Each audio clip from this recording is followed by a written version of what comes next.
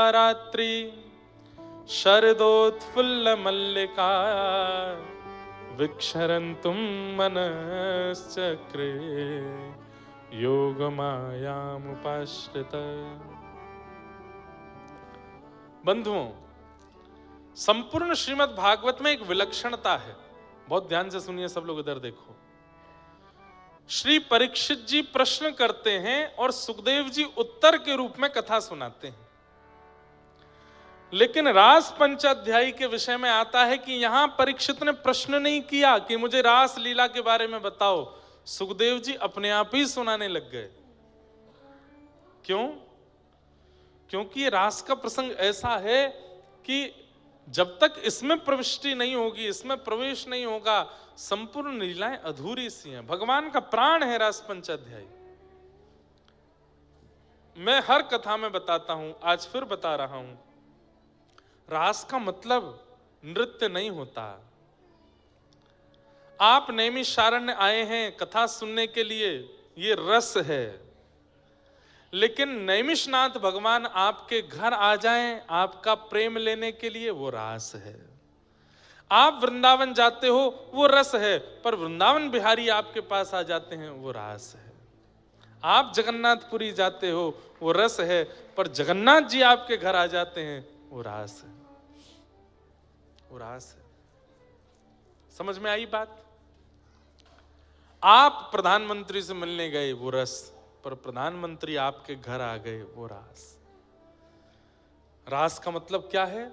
मैं हरि का सुमिरन करूं, ये रस है। पर हरि मेरा सुमिरन करें, ये रास है। अपने आप को इतना योग्य बना लीजिए, भक्ति मार्ग में इतना निपुण कर लीजिए कि मेरा सुमिरन हरि करें, मैं पावा विश्राम। भक्ति पथ में गंतव्य क्या है? किसी ने मुझसे कहा आपकी व्यासपीठ का नाम भक्ति पथ है, इस भक्ति पथ का गंतव्य क्या है, डेस्टिनेशन क्या है? तब मैंने कहा भगवत ठाकुर जी मिल जाएंगे तो पथ तो रुक जाएगा, और ये पथ कभी रुकता नहीं है। तो भक्ति पथ का गंतव्य क्या है? बोले मैंने सुमिरन करने से प्रारंभ किया था तो मैं भक्ति पथ पे था, पर मैं सुमिरन करते करते ऐसी स्थिति आई, अब मेरा सुमिरन हरि करने लग गए हैं, ये भक्ति पथ का गंतव्य है। ठाकुर जी मेरा स्मरण करने लगे। आप कहोगे महाराज जी क्या कहना चाहते हैं, भगवान हमारा भजन करते हैं? बोले हाँ। आज पंढरीनाथ भगवान की याद आ रही है। श्री विठ्ठल भगवान महाराष्ट्र में विराजमान है। वे नित्य कीर्तन करते हैं, हाथ में करताल लेकर के। रात्रि में जब पुजारी जी मंदिर बंद करके शयन करा करके गए तो पुजारी जी को दृश्य दिखा। कैसा दृश्य दिखा? कि ठाकुर जी भुजा उठा करके करताल बजा रहे हैं और श्री लक्ष्मी जी बगल में बैठ के मृदंग बजा रही हैं और ठाकुर जी उछल उछल करके नृत्य कर रहे हैं। तुरंत पुजारी जी ने जाकर के जैसे ही कपाट खोल करके देखा तो अंदर क्या पाया? आहा, ज्ञानेश्वर माऊली, ज्ञान देव तुकाराम, ज्ञान देव तुकाराम, ज्ञान देव तुकाराम, ज्ञान देव तुकाराम, ज्ञान देव तुकाराम। हमारा कीर्तन क्या है? राधे कृष्ण कृष्ण कृष्ण राधे राधे, राधे श्याम श्याम श्याम। ये हमारा कीर्तन है, ये हम करते हैं ठाकुर जी के लिए। पर ठाकुर जी का कीर्तन क्या है? ज्ञान देव तुकाराम, ज्ञान देव तुकाराम। मीराबाई सक्कूबाई, मीराबाई सक्कू, सूरदास कृष्ण दास, सूरदास कृष्ण, हरिवंश हरिदास, हरिवंश हरि, रामानुज रामानंद, रामानुज राम। ये ठाकुर जी का कीर्तन है।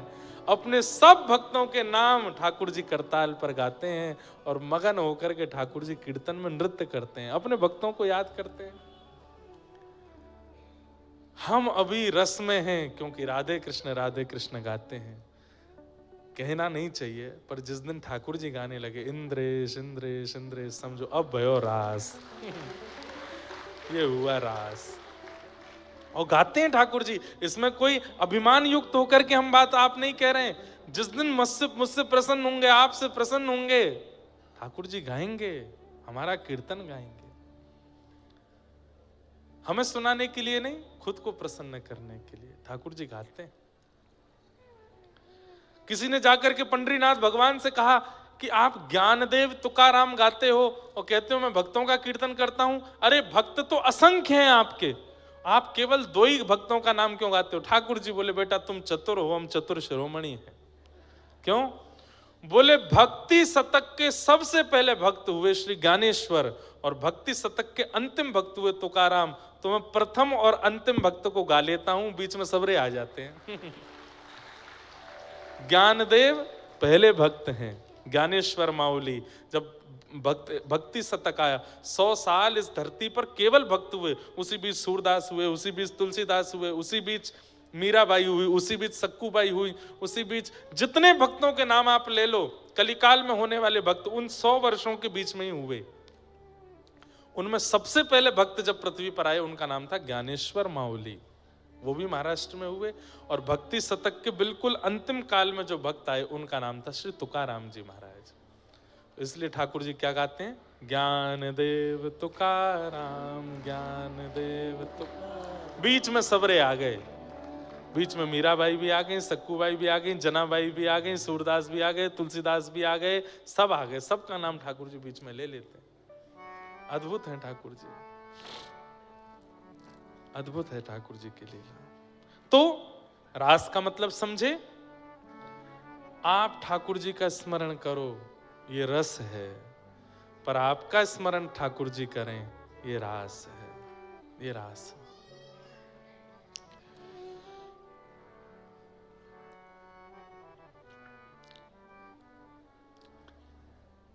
रास पूर्णिमा का दिन आया, शरद पूर्णिमा का दिन आया, और जैसी पूर्णिमा का चंद्रमा प्रकट हुआ, गोपियों के चित्त में हलचल होने लगी। क्यों? क्योंकि ठाकुर जी ने चीर हरण के समय कहा था कि मैं शरद पूर्णिमा की रात्रि पर रास करूंगा। रास करूंगा मतलब तुम्हें मुझे नहीं बुलाना पड़ेगा, मैं तुमको बुलाऊंगा। और आज गोपियां विचलित हैं, व्याकुल हैं, श्याम सुंदर मिलेंगे, श्याम सुंदर बुलाएंगे। और इतने में ही कदम वृक्ष के नीचे बैठ गए ठाकुर जी और वन में जाकर के आहा क्या कर रहे हैं ठाकुर जी? निशम्य गीतम तदनंगवर्धनम व्रज स्त्रियः कृष्ण गृहीत मानसा आजग्मुरन्योन्यमलक्षितोद्यमा सयत्र कांतो जवलोल कुंडलैः। ठाकुर जी ने ऐसी वेणु का वादन किया, अपने अधर पर वेणु रख करके जैसे ही ठाकुर जी ने उसमें वादन करना प्रारंभ किया तो कहते हैं निशम्य गीतम तदनंग वर्धनम। जैसे आंखें ठाकुर जी को देखना चाहती हैं पर उतनी व्याकुल नहीं है, कान कथा सुनना चाहते हैं पर जगह नहीं मिली तो लौट गए वापस, इतने व्याकुल नहीं है। हाथ सेवा करना चाहते हैं पर सेवा मिली तो अच्छा, नहीं मिली तो लौट गए, मतलब मिले तो ठीक, नहीं मिले तो कोई बात नहीं। ऐसे वाली इंद्रियां गोपी नहीं होती। मिलेंगे कैसे नहीं, मुझे तो चाहिए, चाहे 1 दिन 2 दिन कितना मैं प्रतीक्षा करता रहूंगा, मुझे तो सेवा चाहिए। तो यहां पर कहते हैं ठाकुर जी ने ऐसे वेणु का रव किया कि जो इंद्रियां कृष्ण प्रेम में उन्मुक्त थी वह इंद्रियां और ज्यादा उत्सुक हो गई, उनमें और वर्धन हो गया भगवत प्राप्ति के लिए। चतुर्भुज दास जी गाते हैं दर्शन को नैना तपे वचन सुनन को कान मिलवे को हियरा तपे हिय के जीवन प्राण गोवर्धन वासी सांवरे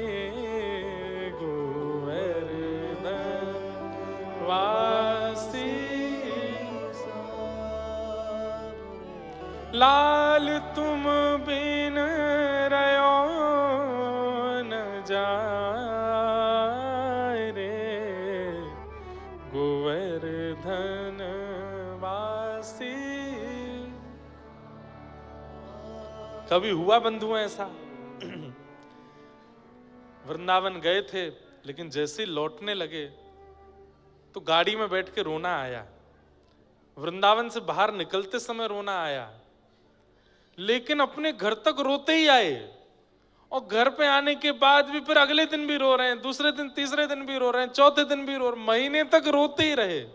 ऐसा नहीं होता, आज की डेट में तो ऐसा नहीं होता। व्यक्ति एक आध दिन व्याकुल रहता है, पर महीनों महीनों तक व्याकुल रहे, ये आज की स्थिति नहीं है। हाँ, होता है व्याकुल, संसार की वस्तु के लिए होता है, वो तब तो 10-10 साल तक व्याकुल रहता है व्यक्ति, नस पस काट के बैठ जाता है अपनी, इतना व्याकुल हो। पर ठाकुर जी के लिए कभी कोई ने नस काटी सुना आपने? अब भैया कर मत लेना कहीं, उससे ठाकुर जी नाराज और हो जाएंगे। शरीर को ठोस मत पहुंचाना, व्याकुलता चित्त से होती है भाई, शरीर से नहीं। ये शरीर की गतिविधि अव्यवस्थाओं से कोई अपना प्रेम दिखाना चाह रहा हो, महापाखंडी है वो, ढोंगी है, हृदय से नहीं दिखा पा रहा, इसलिए शरीर से दिखाने का प्रयास कर रहा है। हृदय से दिखाओ।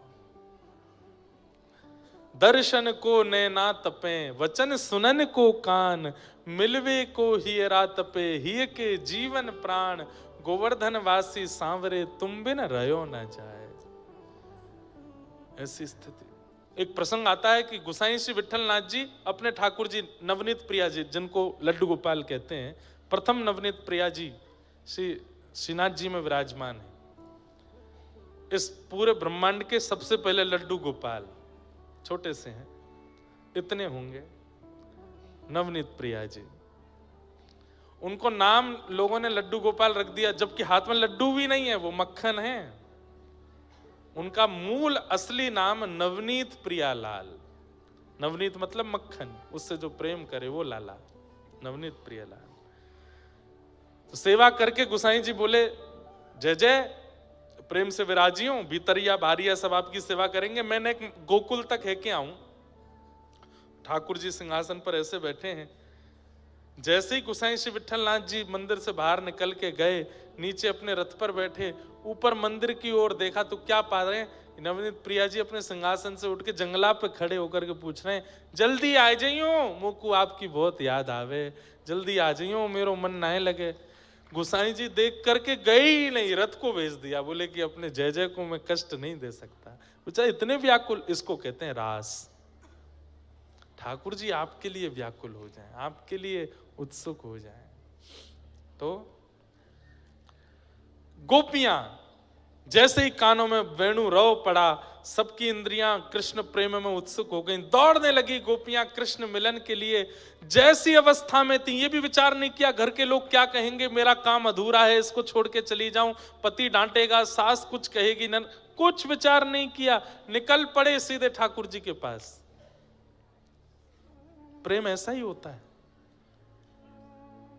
इतनी चिंता नहीं की जाती। दौड़ पड़ी गोपियां, और जैसे ही वन में पहुंची, वहां जाकर के देखा श्याम सुंदर मधुर वेणु बजा रहे हैं, और सब सामने खड़ी हैं गोपियां। भगवान ने कहा, स्वागतम वो महाभाग, प्रियम किम करवाणि व, ब्रजस्यानामयम कश्चित् वृता गमन कारणम। आइए आइए आइए, स्वागतम स्वागतम, सब गोपियों का बहुत बहुत स्वागत। कितनी गोपियां गई? बोले लाखों गोपियां थी। और कितनी उम्र की गोपियां हैं? कोई स्पेसिफिक एज ग्रुप की गोपी गई हैं क्या ठाकुर जी से मिलने? तो कहते हैं आबाल वृद्ध बनिता। ठाकुर जी के रास में आने वाली गोपियों में सबसे छोटी गोपी 5.5 से 6 वर्ष की है। कितने की?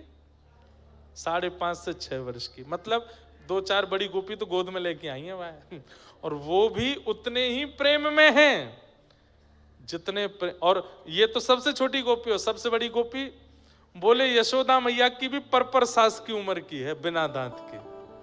वह 2 गोपी इनको सहारो लेकर के आई है, और उस गोपी के नेत्रों में जो प्रेम कृष्ण के लिए, वही प्रेम एक 5.5-6 वर्ष की गोपी के चित्त में भी है।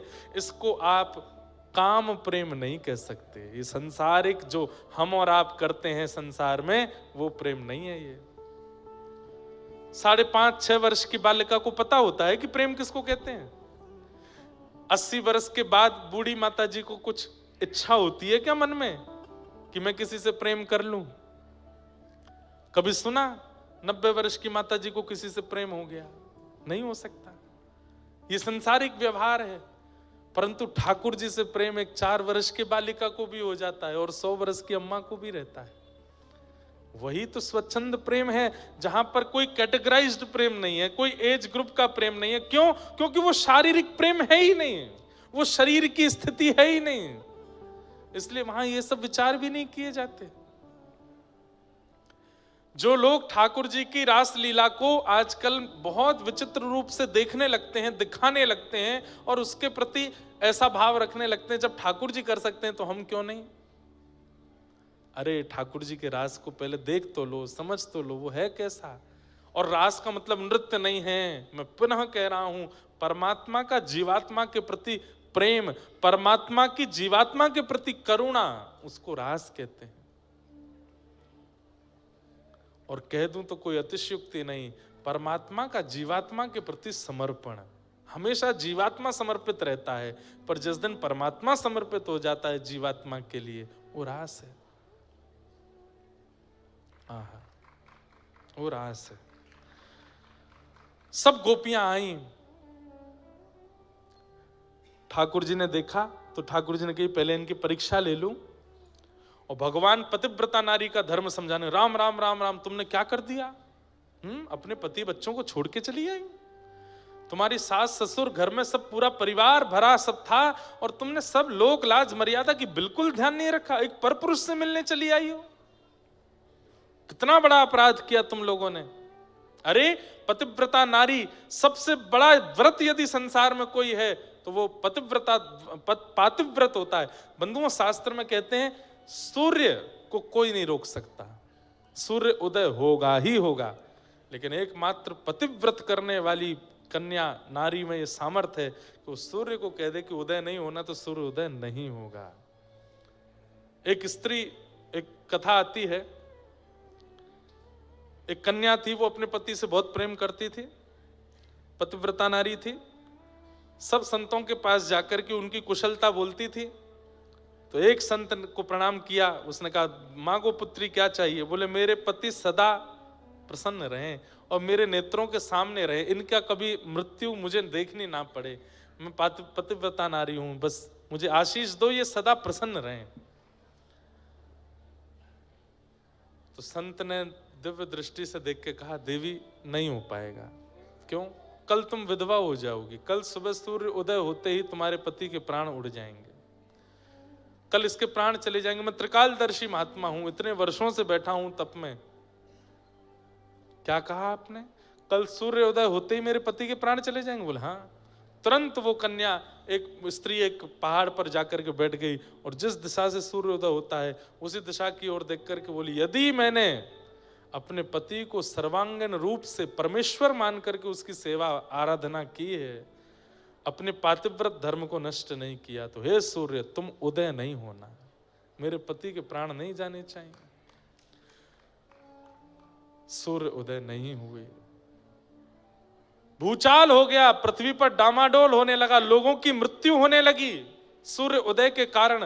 कई कारण से पृथ्वी चलती है, जिसमें सूर्य भी एक कारण है।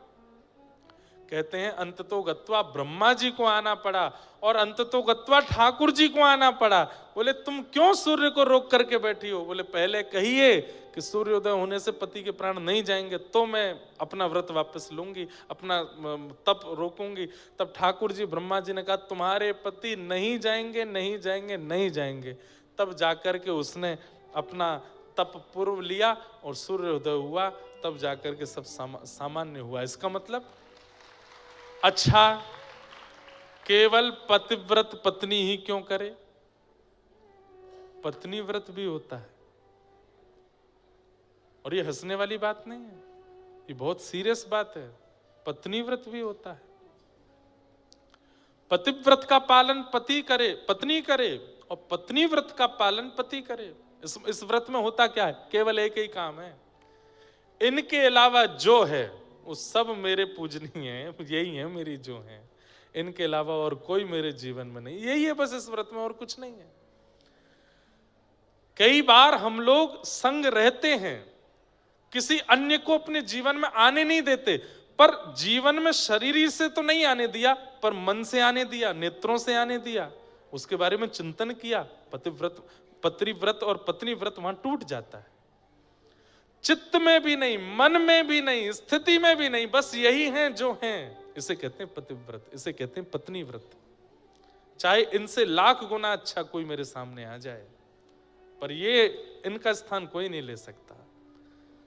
ऐसी पत्नी के प्रति पति की भावना और पति के प्रति पत्नी की भावना, इसी को व्रत, ये व्रत सबसे ऊंचा व्रत है। इससे ऊंचा कोई व्रत नहीं है संसार में। इस व्रत का पालन करें। तो भगवान समझा रहे थे ये बात किनको? गोपियों को। और तुम सबने क्या किया है? आधी रात में अपने पतियों को छोड़ के मेरे पास आ गई हो, चलो जाओ, वापस लौट जाओ।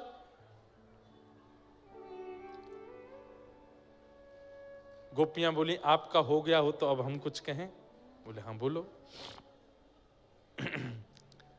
हमारे संत जन वृंदावन के कहते हैं पर ब्रह्म को कोई शांत नहीं कर पाया। पर ब्रह्म ने जो कह दिया वो पत्थर की लकीर है, उसके ऊपर कोई लकीर नहीं खींच पाया, उसके आगे कोई बोल नहीं पाया। एकमात्र यथाव्रज गोपिका नाम, व्रज की गोपियां हैं जिन्होंने पर ब्रह्म को भी चुप कर दिया, शांत कर दिया। चुपचाप सुनो, आप बहुत पतिव्रत बता रहे हो, अब हमारी बात सुनो। बोले क्या?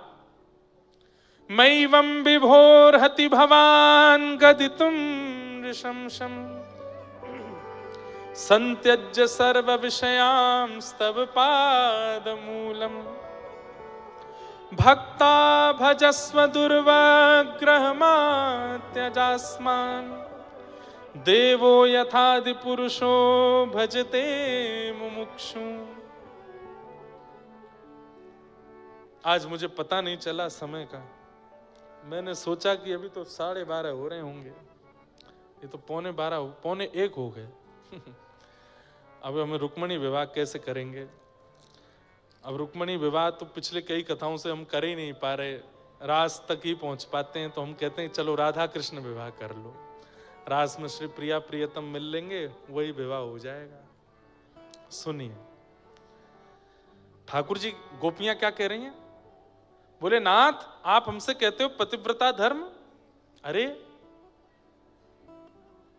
आप कौन हो? बोले कौन हूं मैं? बोले आप जगतपति हो।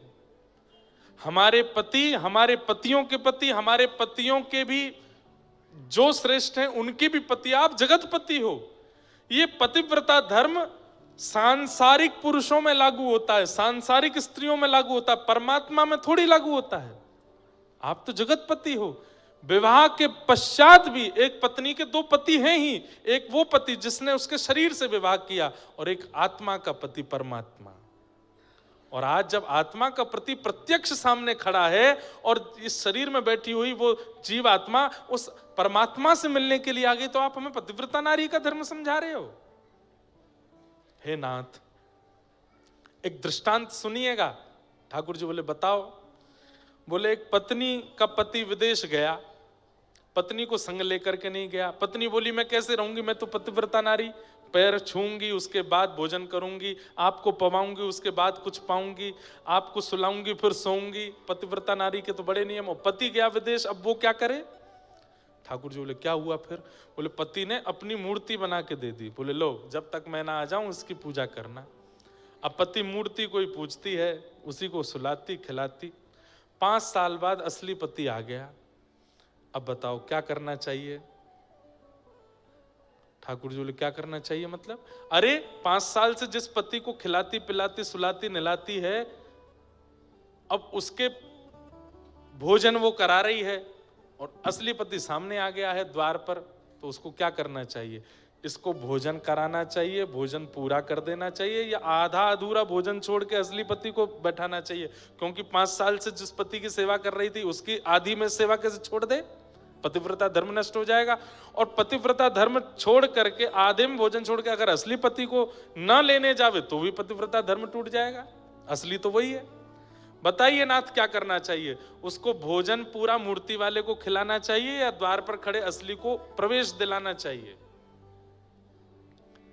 ठाकुर जी बोले, अरे जब तक असली आया नहीं था तब तक मूर्ति वाला था, उसको खिलाते पिलाते सुलाते थे। अब भली उसने आधी रोटी खाई, असली सामने आ गया तो आधी रोटी में उठ के जाना चाहिए, उसको लेना चाहिए, उसको बुलाना चाहिए। गोपियां बोली, वही बात, वो सब तो मूर्ति वाले पति हैं, इतने दिन से उनकी सेवा कर रही थी। अब जब पता चल गया कि असली पति नंद नंदन कृष्ण ही हैं, ये सामने हमारे खड़े हैं, और अगर हम उन्हें छोड़ करके आपके पास आ गए हैं तो हमने क्या अपराध किया, हमें बताओ। स्तब्ध हो गए, मौन हो गए। जिनकी जीव पर शब्द नृत्य करता है, आज ढूंढे से नहीं पता चल रहा कि उसका उत्तर क्या दूं मैं। चुपचाप बैठे ठाकुर जी। बोले सिर मत हिलाओ, उत्तर दो। और आपको सुनिए, हम जिद्दी वाली प्रेमी नहीं है बंधुओं, बहुत अच्छा है ये भाव, सुनिएगा। हमारा प्रेम जिद का नहीं है श्री कृष्ण, और हमारा प्रेम कहीं आप हमको व्यभिचारिणी मत समझना। जैसे एक व्यभिचारी नारी होती है, एक से अनेकों के साथ रह लेती है, व्यभिचारी पुरुष होता है, एक से अनेकों का संग कर लेता है। हम व्यभिचारी नहीं है।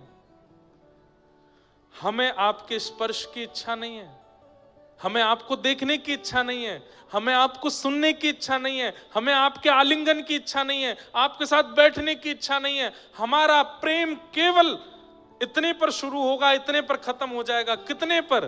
बोले केवल हमारे सामने खड़े होकर कह दो कि तू मेरी है, बस हम चली जाएंगे लौट के। फिर जीवन में कभी मत देखना हमको, कभी मत बुलाना हमको, कभी मत मिलना हमसे। पूरा जीवन केवल इसी बात को ध्यान करके मैं व्यतीत कर दूंगी कि आपने कहा था कि आप मेरी हो।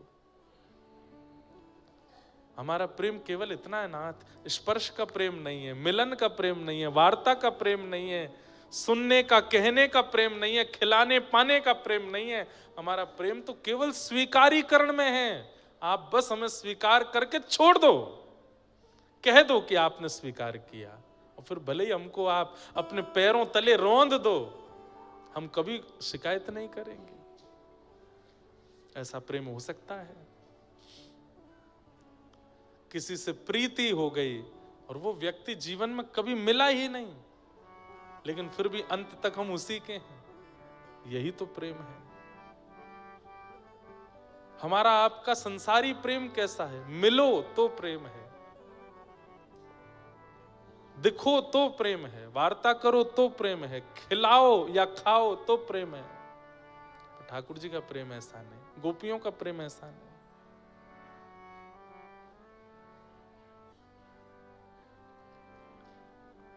श्याम सुंदर सदा हमको प्यारे रहे, हम उन्हीं के रहे, वो हमारे रहे। श्याम सुंदर सदा हमको प्यारे रहे, हम उन्हीं के रहे, वो हमारे। जिस डगर से मुरलिया की धुन आएगी, जिस डगर से मुरलिया आएगी, उस डगर पे उमरिया ये कट जाएगी, उस डगर पे उमरिया ये कट जाएगी, उस डगर पे उमरिया ये कट जाएगी, उस डगर पे उमरिया ये कट जाएगी। उनकी तस्वीर मन में बसाए रहे, हम उन्हीं के रहे, वो हमारे रहे। श्याम सुंदर सदा हमको हमको प्यारे रहें, हम उन्हीं के रहें, वो हमारे। मोह माया की नदियाँ बही जा रही, मोह माया की नदियाँ बही जा रही, मन की ममता को खींचे चली जा रही, मन की ममता को खींचे चली जा रही। हम भंवर में रहें या किनारे रहें, हम उन्हीं के रहें, वो हमारे रहें। श्याम सुंदर सदा हमको प्यारे रहें, हम उन्हीं के रहें, वो हमारे। प्रेम पीयूष की धार बहती रहे, प्रेम पीयूष की धार बहती श्रीमद् भागवत के अच्छे वक्ता हमारे ब्रजमंडल के श्री पीयूष जी महाराज, उनका ये भाव है। प्रेम पीयूष, वे अभी तो निकुंज में हैं, ठाकुर जी के श्री चरणों में विराज गए। कितना सुंदर भाव है। मोह माया की नदियां बही जा रही, मन की ममता को खींचे चली जा रही। भाई धार इतनी तेज है माया की, हम रुक नहीं पा रहे हैं, हमें खींच ही रही है नाथ, बस कृपा इतनी करना। इस माया की धार में भले ही हम भंवर में रहें या किनारे रहें, हम उन्हीं के रहें, वो हमारे रहें।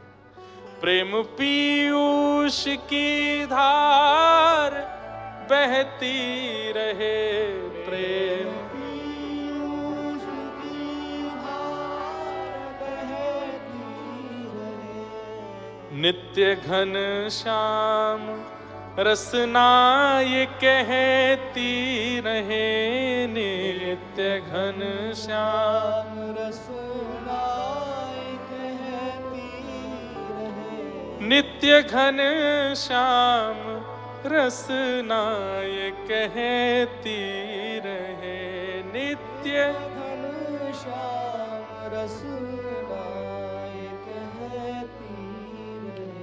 अपने तन मन को मोहन पे वारे रहें, हम उन्हीं के रहें, वो हमारे रहें। श्याम सुंदर सदा हमको प्यारे रहें, हम उन्हीं के रहें, वो हमारे। गोपियों के भाव ऐसे। याद में तोरी भई बाबरी, सुध लो मोरी कृष्ण मुरारी। याद में तोरी भई बाबरी, सुध लो मोरी कृष्ण मुरारी। अब आओ मेरे प्राण प्यारे, अब आओ मेरे प्राण प्यारे, अपनाओ याजन को, मेरो मन वृंदावन में अटको, मेरो मन वृंदावन में। बन के जोगन डोलत व्रज में, बन के जो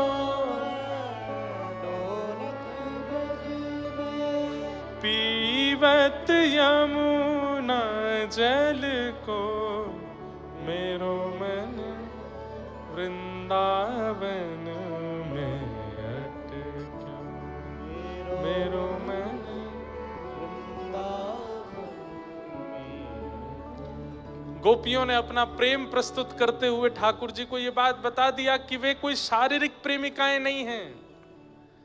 अरे उनकी स्थिति तो ऐसी है कि वे बस एक बार ठाकुर जी कह दें कि तुम मेरी हो, चली जाएंगी लौट के और जीवन भर केवल उसी भाव में व्यतीत कर देंगी, कभी लौट करके वापस नहीं आएंगी। ठाकुर जी परीक्षा ले रहे थे और ये सब गोपियां उस परीक्षा में निपुण हो गईं। इन सबका प्रेम अद्भुत है। भगवान ने अब रास विहार करना शुरू किया।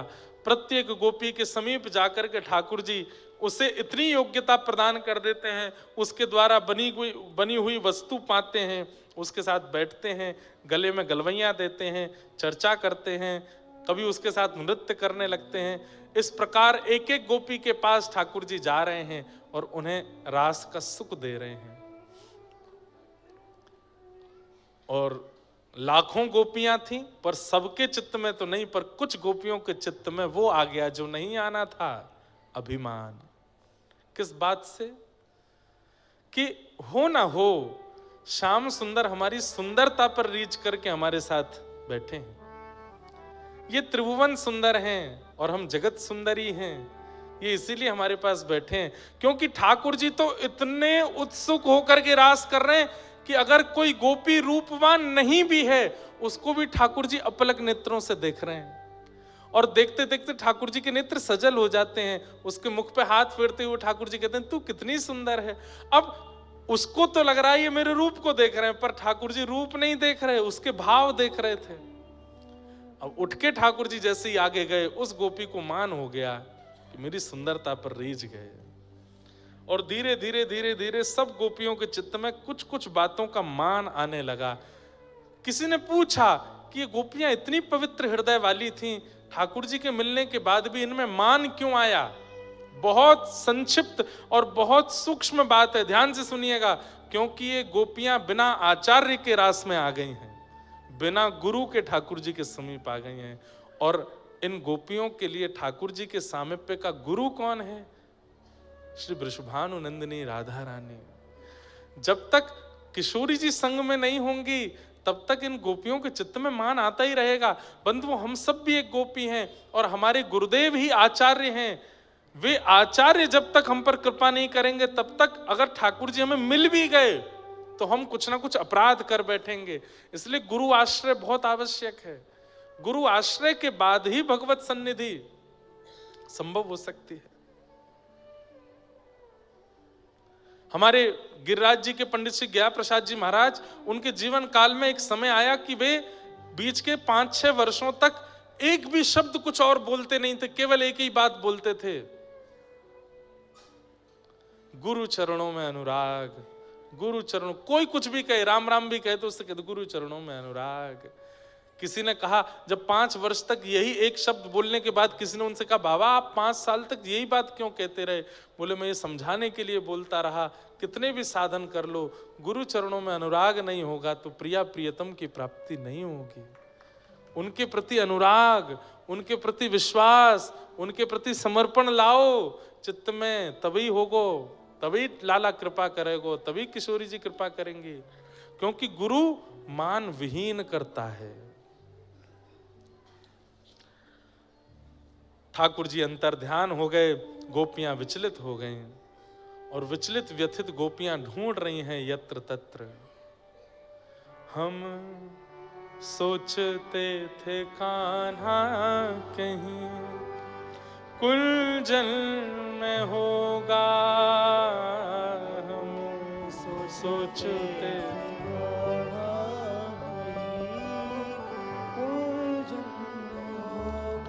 हो, अभी तो मिलन का हमने सुख नहीं भोगा। अभी तो हमने सुख नहीं होगा। सुन के प्रेम की परिभाषा, सुन के मन में बंधी थी जो आशा, मन में आशा हुई रे निराशा झूठी, दे गया दिलासा हमें, श्याम ना मिला हमें, श्याम ना मिला हमें, श्याम ना मिला हमें, श्याम ना मिला।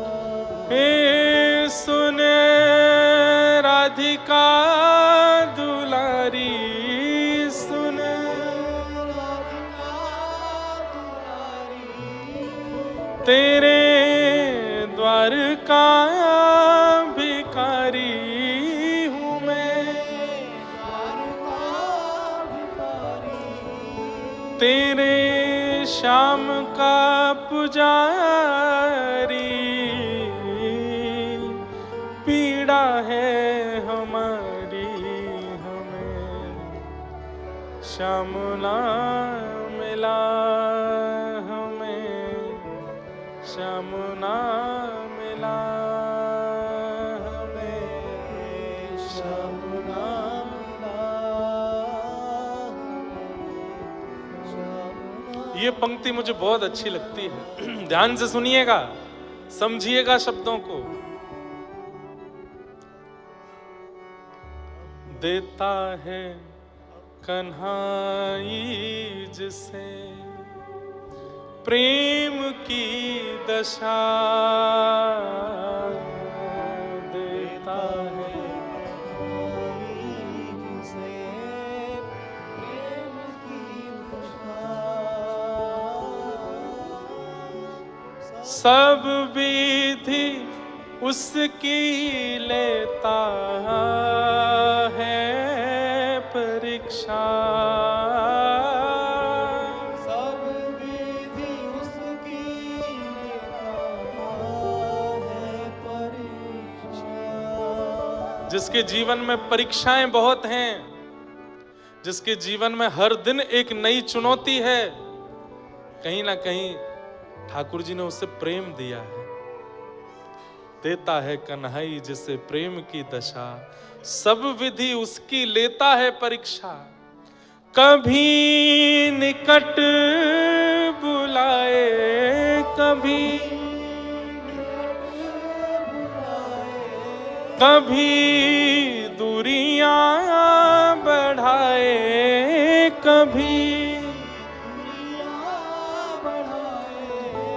छलिया हाथ नहीं आए, छलिया हाथ नहीं आए हमें, श्याम ना मिला हमें, श्याम ना मिला हमें, श्याम ना मिला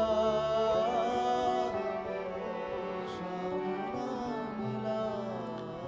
गोपियां सब गा रही थीं और ढूंढ रही हैं श्याम सुंदर आप कहाँ हो। तभी किशोरी जी ने पुकार की है, हा नाथ रमण प्रेष्ठ क्वासी क्वासी महाभुज, दास्यास्ते कृपणाया में सखे दर्शन सन्निधो। और जैसे ये श्लोक गाया है, उसी समय वृंदावन में हाँ नाथ कहते ही, जैसे ही नाथ कहा है, इतने में ही श्रीनाथ गिरिराज जी में अवस्थित हो गए। जैसे ही रमण कहा है, उतने में ही श्री राधा रमण लाल शालिग्राम अवस्थित हो गए। प्रेष्ठ कहते हैं वल्लभ को, जैसे ही वल्लभ कहा है, श्री राधा वल्लभ लाल अवस्थित हो गए। और क्वासी क्वासी महाभुज जब कहा, तब श्री वृंदावन बिहारी लाल अवस्थित हो गए। और श्री कलिकाल में उसी समय लिए गए जो नाम थे वही पुनः प्रकट हो गए, और हानाथ के रूप से श्रीनाथ प्रकट हुए, रमण के रूप से राधा रमण प्रकट हुए, प्रेष्ठ के रूप से राधा वल्लभ, और महाभुज के रूप से श्री वृंदावन बिहारी लाल प्रकट हो गए। ये रास में करुण पुकार से पुकारे गए वही ठाकुर हैं वृंदावन के, जिन्हें गोपियां व्याकुल चित्त से पुकार रही थीं और कालांतर में ये पुनः कलयुग में प्रकट हुए। गोपियों ने गोपी गीत गाया और गोपी गीत गा करके ठाकुर जी को रिझाया। पुकार रही हैं जयति तेधिकम जन्मना व्रज है श्रयतंदिरा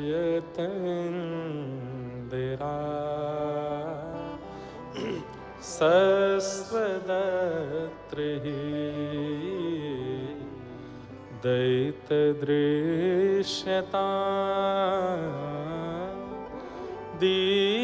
दीक्षुतावक स्त्वयि धृता सब स्वाम विचिन्वते। गोपियों ने गोपी गीत। बंधुओं एक बात कहूं, मेरे मन में कभी कभी आता है, लोग हनुमान चालीसा का पाठ हनुमान जी के सामने बैठ के करते हैं, तो मुझे कभी कभी ऐसा लगता है हनुमान जी नहीं चाहते कि तुम हनुमान चालीसा का पाठ उनके सामने करो, एकांत में बैठ के करो, कहीं वृक्ष के नीचे बैठ के कर लो, मंदिर के पीछे बैठ के करो, सामने बैठ करके तो उनके प्रिय राघव जी का कोई भाव सुनाओ जो उनको प्रिय लगता है, उनको जो प्रिय लगे वो भाव उन्हें सुनाओ। और मेरे कहे से अगर अनुभव लगे तो श्री हनुमानगढ़ी के हनुमान जी के सामने बैठ के एक बार गोपी गीत गा के सुनाओ, हनुमान जी को गोपी गीत सुनाओ। हनुमान जी वो स्वयं भी एक गोपी हैं, वो स्वयं भी ठाकुर जी की प्राप्ति के लिए विचलित हैं। जब गोपी गीत का पाठ उन्हीं के सामने होगा तो वो सुन के प्रसन्न नहीं होंगे, बगल में बैठ के वो भी गाएंगे। और क्या पता, अब हमारी तो इतने स्वर नहीं, हमारी तो इतनी आवाज नहीं कि ठाकुर जी सुने, पर हम हनुमान जी के सन्मुख बैठ के गाएंगे तो हनुमान जी संग गाएंगे तो उनकी आवाज तो पहुंचेगी। और ठाकुर जी उनकी आवाज सुन के जब नेत्र खोल के उनको देखने के लिए आएंगे तो आए तो उनको देखने पर उनके सारे हम पे भी दृष्टि पड़ जाएगी, हम पर भी अनुग्रह हो जाएगा। तो महादेव के सामने, हनुमान जी के सामने बैठ कर के कभी मन हुआ करे ना, मैं तो कहा है विश्वनाथ कभी जाओ, काशी विश्वनाथ मंदिर में खूब आप जो मन करे वो करो, पर निकलते समय मंदिर के कोने में बैठ के गोपी गीत सुना देना, क्योंकि वही महादेव पूरे विश्व में महाकाल बन के, विश्वनाथ बन के, केदारनाथ बन के बैठे हैं, पर वही हमारे वृंदावन में श्री गोपेश्वर महादेव के रूप में बैठे हैं, गोपेश्वर बन करके बैठे हैं। मतलब रास बिहार में आने वाली उन समस्त लाखों गोपियों के जो मुखिया हैं, मॉनिटर हैं, वो तो महादेव हैं। ये अंतरंग रूप है रास का, भाव का, इसमें सबका प्रवेश नहीं है। सब देवादिदेव महादेव को विशाल ही मानते हैं, हनुमान जी को विकराल ही मानते हैं, पर हमारे व्रज में आवे के बाद तो सब गोपी बंजाम है, सब ठाकुर जी को प्राप्त करने के लिए सहचरी रूप में विराजते हैं। गोपियों ने गोपी गीत गाया, गोपी गीत सुनकर के ठाकुर जी प्रकट हो गए, प्रकट होकर के अपना मुख पहुंचने लगे। गोपियां कहने लगी, नाथ आप कहाँ थे? बोले आपका मान खाने गए थे। गोपियों का मान दूर हुआ, किशोरी जी भी आ गई थीं। जितनी गोपी ठाकुर जी ने उतने रूप धारण किए। राधा नाचे, कृष्ण नाचे, और महारास हो रहा है। और इस महारास में देवादिदेव भी पधारे हैं, हनुमान जी भी पधारे हैं, ऋषि भी पधारे हैं, गंधर्व भी पधारे हैं, आकाश से सूर्य चंद्र भी पधारे हैं, तारामंडल भी पधारे हैं, नदियां भी पधारी हैं, वृक्ष वल्लरी भी पधारे हैं, क्योंकि आज श्री वृंदावन धाम में महारास हो रहा है। सब आनंद के साथ श्री ठाकुर जी के साथ महारास कर रहे हैं।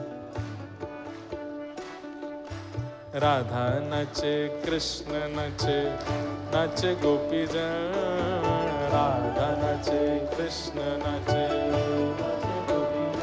क्योंकि मन मेरा बन गया सखी रे पावन वृंदावन हो।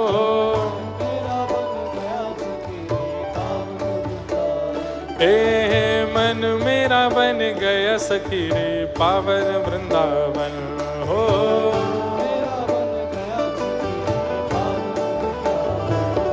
ब्रह्मा भी नाचे, शंकर नाचे, नाचे देवगण।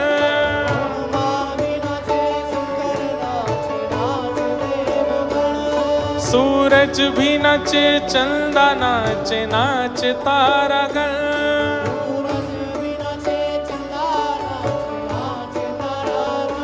यहाँ हम भी नाचे, तुम भी नाचो, नाचो सभी जन।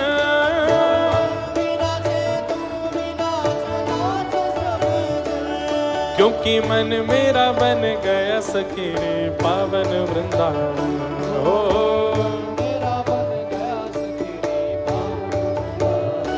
हाँ, मन मेरा बन गया सखी रे पावन वृंदावन। हो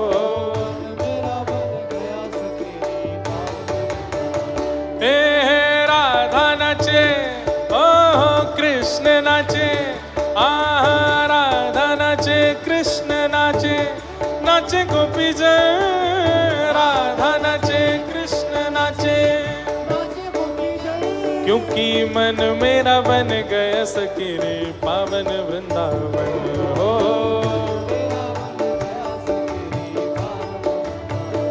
ओ मन मेरा बन गया सखी रे पावन वृंदावन। हो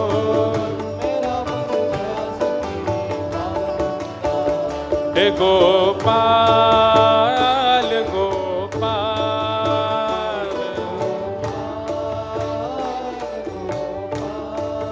हे गोपाल गोपाल,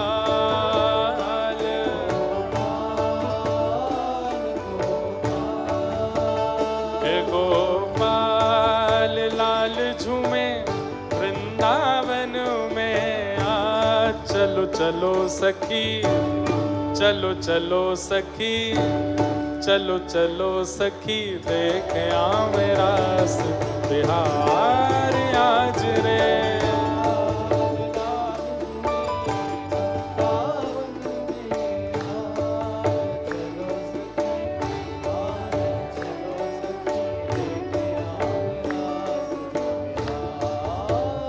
हे गोपाल लाल झूमे वृंदावन में। आ चलो चलो सखी, आरी चलो सखी, देखे आवे रास बिहार आज रे।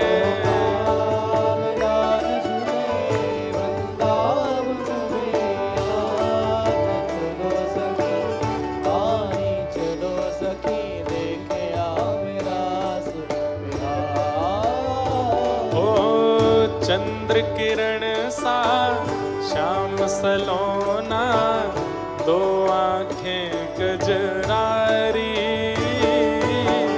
चंद्र किरण सा श्याम सलोना, दो आंखें गजरारी। ओ चंद्र किरण सा श्याम सलोना, दो आंखें गजरारी।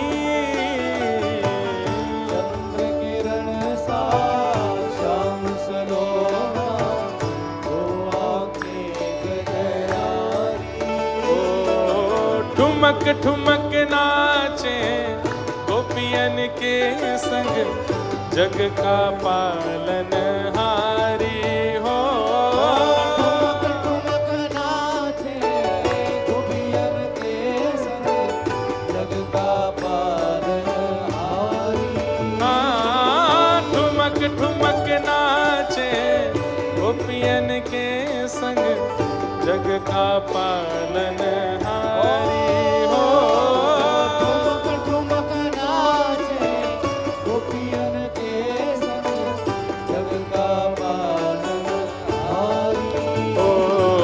रास बिहारी संग राधा सुकुमारी, रास बिहारी संग राधा सुकुमारी। रास बिहारी संग राधा सुकुमारी, रास बिहारी संग राधा सुकुमारी। ओ ब्रज में विराजे रे श्याम संग राधा नाचे रे।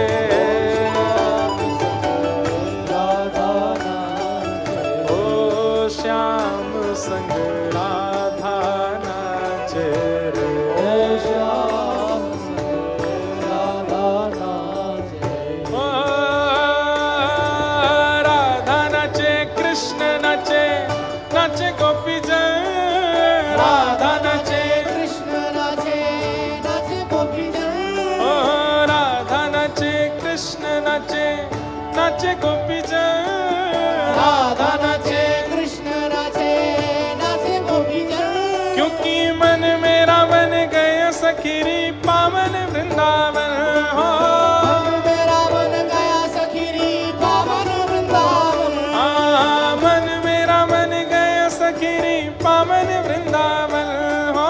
मन मेरा बन गया सखीरी पावन वृंदावन। मन मेरा बन गया सखीरी पावन वृंदावन।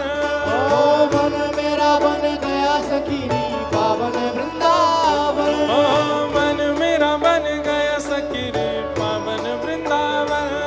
ओ मन मेरा बन गया सखीरी पावन वृंदावन। हे गोपाल गोपाल गाइए। हे गोपाल गोपाल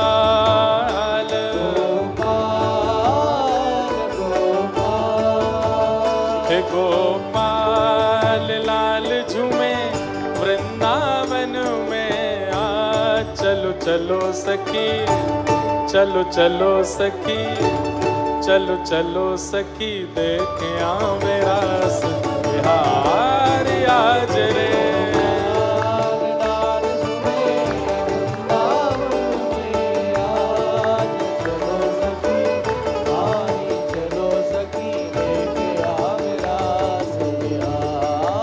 हे गोपाल लाल झूमे वृंदावन में आ।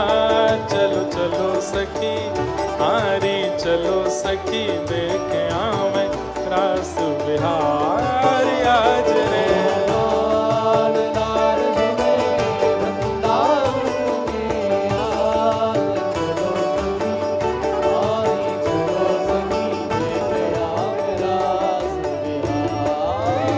ओ बाला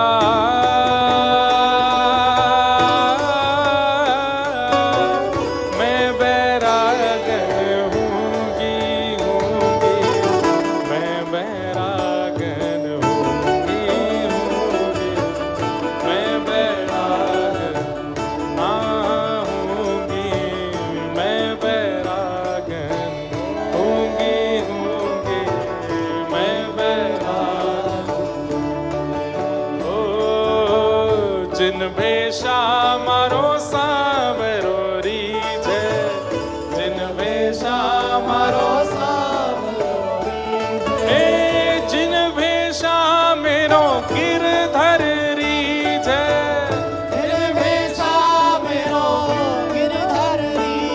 मैं सोही भेष धरूंगी हो, मैं तो सोही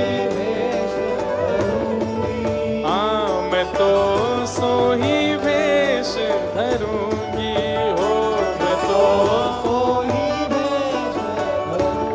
अरे हाँ मैं बैरागन हूँगी, मैं बैरागन हूँगी, मैं बैरागन हूँगी हूँगी, मैं बैरागन।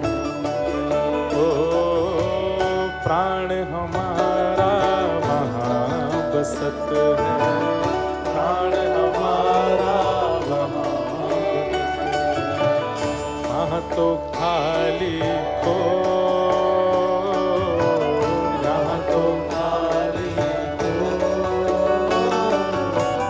मात पिता परिवार सोई है, मात पिता परिवार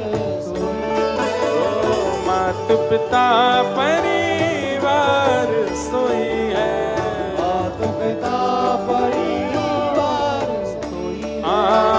कहिए तिनका तो बाला, कहिए तिनका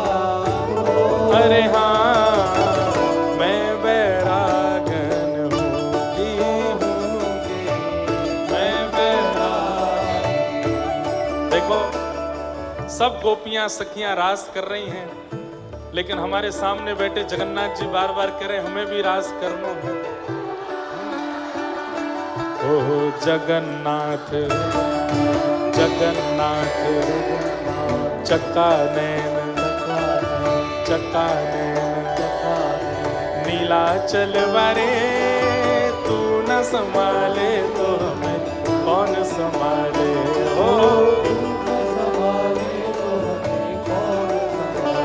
हाँ तू न संभाले तो हमें कौन संभाले।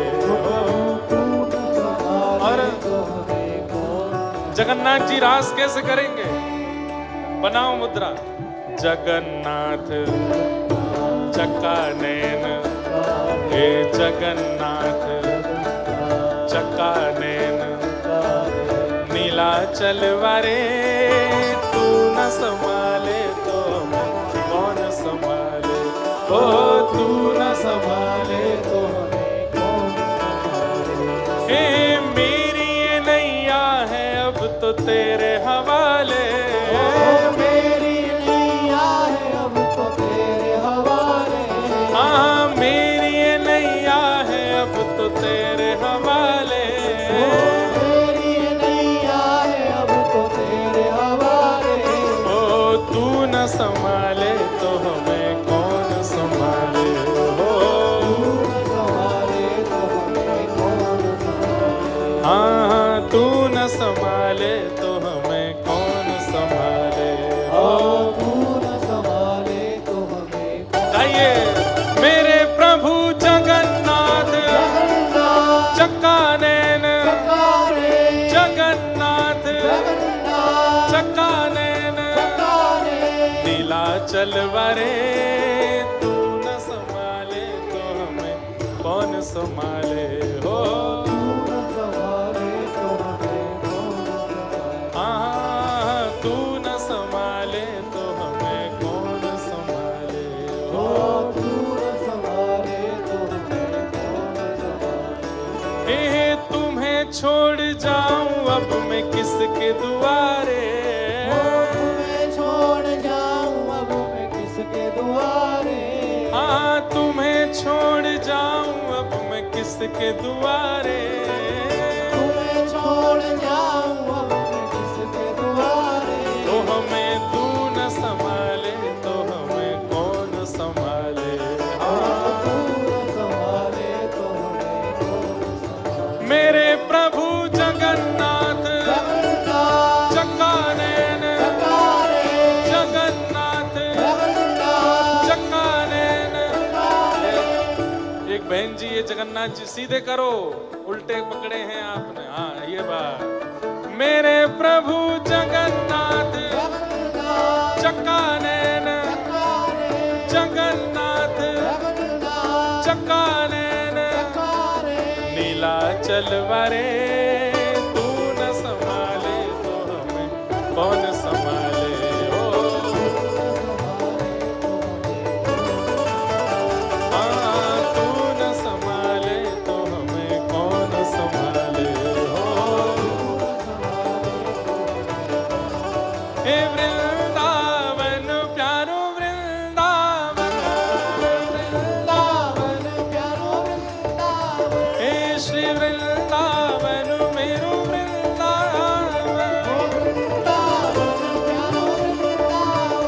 श्यामा हृदय कमल सो प्रगट हो, हृदय कमल सो प्रगट हो। हे श्यामा हृदय कमल सो प्रगट हो। हृदय कमल सो प्रगट हो। और श्याम हृदय कुबा वृंदावन मेरो वृंदावन। वृंदावन प्यारो वृंदावन। हे श्री वृंदावन प्यारो वृंदावन। वृंदावन प्यारो वृंदावन। जिनकी कृपा से यह रस प्रगट्यो वृंदावन अभिराम। जिनकी कृपा से रस प्रगट हो वृंदावन अभिराम। हे हम सबको मिलवावे वारो।